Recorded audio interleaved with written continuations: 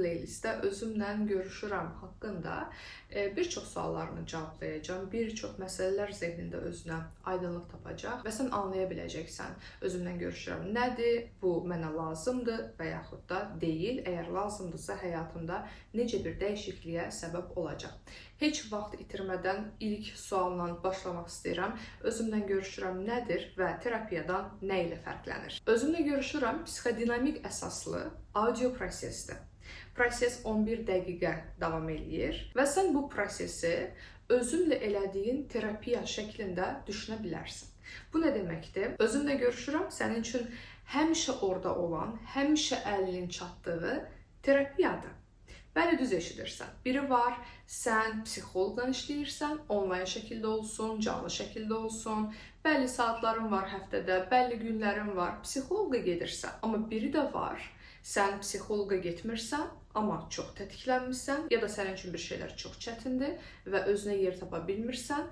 Belə anlarda, psixoloqa əlinin çata bilmədiyi anlarda, əlinin çatdığı terapiya özümlə görüşürəmdir. Yəni, özünlə elədiyin terapiya deyə bilərik özümlə görüşürəmə.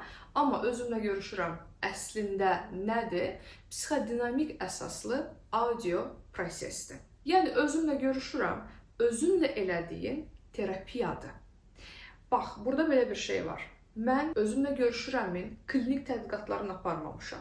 Yəni, bu kliniki cəhətdən təsdiqlənmiş terapiya növü deyil və bununla bərabər qeyd eləmək istəyirəm ki, psixologiya sahəsində artıq 10 ildən çoxdur ki, təcrübəm var və hələ də davam eləyir və özümlə görüşürəm, məhz bu təcrübəmin əsasında yaratmışam.